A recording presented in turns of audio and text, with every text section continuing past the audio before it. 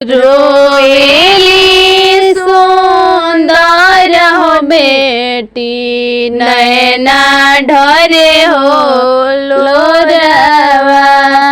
रोएली सुंदर हो बेटी नैना ढरे हो लोरवा। किया हम रहनी पापा चोरनी से हो चटनी।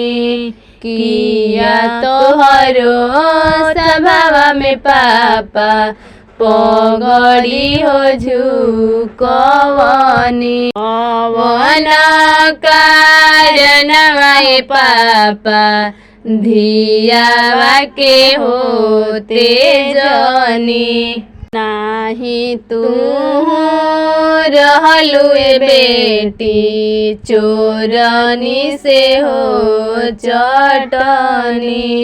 नाही तू स्वभाव में बेटी पगड़ी हो झुकवलु।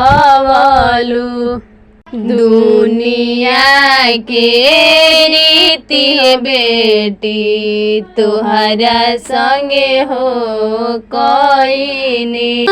पेला कुसावा हो का पेला कालसावा का पेला कुला परिवार हो का पेला कुला परिवार हो का पेला कुसावा हो का पेला कालसावा का पेला कुला परिवार।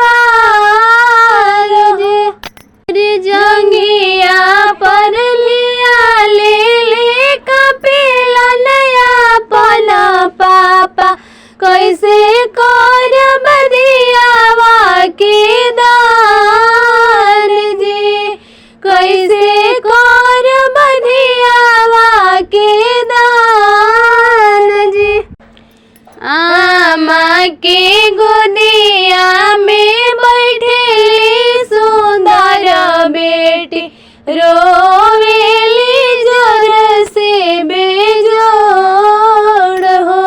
पापा के गोदिया में बैठेली सुंदर बेटी रोवेली जोर से बेजोड़ हो। मड़वा में बैठेली बेटी हो सुंदर बेटी नैना से ढर तड़ी लोर जे। पापा से पूछेली बेटी एक बतिया। रे सुनी पापा यार जो हमार जी।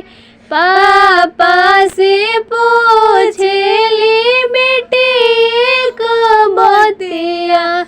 सुनी पापा यार जो हमार जी।